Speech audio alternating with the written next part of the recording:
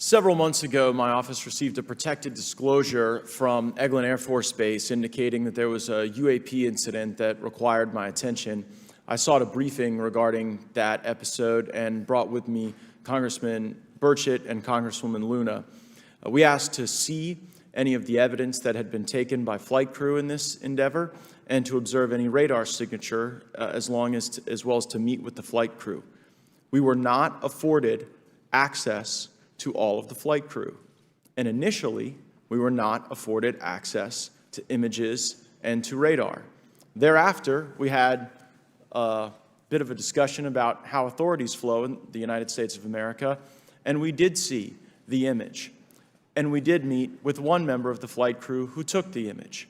The image was of something that I am not able to attach to any human capability, either from the United States or from any of our adversaries. And I'm somewhat informed on the matter, having served on the Armed Services Committee for 7 years, having served on the committee that oversees DARPA and advanced technologies for several years.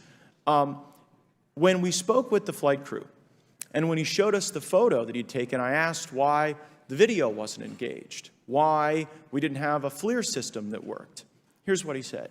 They were out on a test mission that day over the Gulf of Mexico.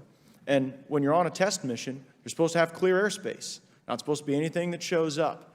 And they saw a sequence of 4 craft in a clear diamond formation for which there is a radar sequence that I alone have observed in the United States Congress. One of the pilots goes to check out that diamond formation and sees a large floating, what I can only describe as an orb. Again, like I said, not of any human capability that I'm aware of.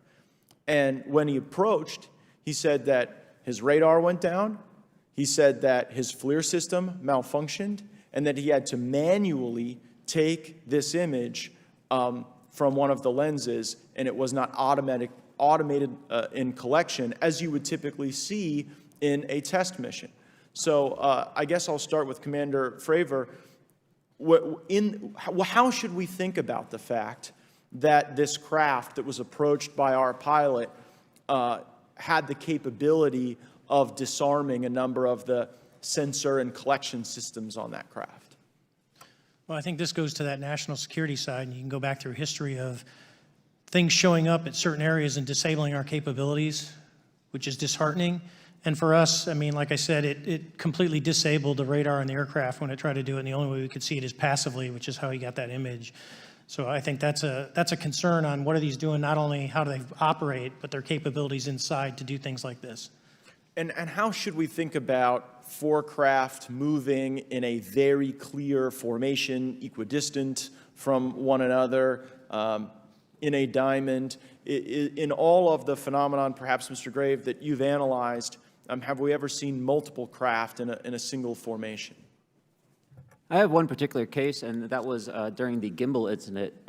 The recording on the AT FLIR system shows a single object that rotates. You hear the pilots refer to a fleet of objects that is not visible on the FLIR system, and that was something that I witnessed during the debrief as part of the radar data on the situational awareness page. I would like to add, however, Congressman, there's a small bit of anger, I would say. I would feel that those pilots are still facing that difficulty in reporting this topic, and they don't have the tools to be able to mitigate this issue. It just goes to show how serious this is and why this is such an important issue for our pilots and for our nation.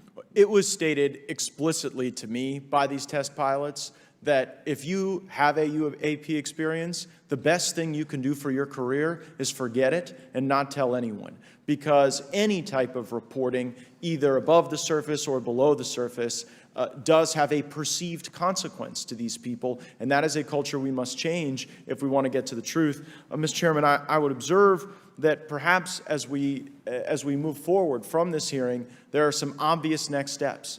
Every person watching this knows that we need to meet with Mr. Grush in a secure, compartmentalized facility so that we can get fulsome answers that do not put him in jeopardy and that give us the information we need. Second, I would suggest that the radar images that were collected of this formation of craft out of Eglin Air Force Base, and specifically the actual image taken by the actual flight crew that we can actually validate be provided to the committee, subpoenaed if necessary, so that we're able to track how to get this type of reporting and analysis done in a more fulsome way. That would be my recommendation, humbly, as a guest here of the Fine Oversight Committee. I yield back.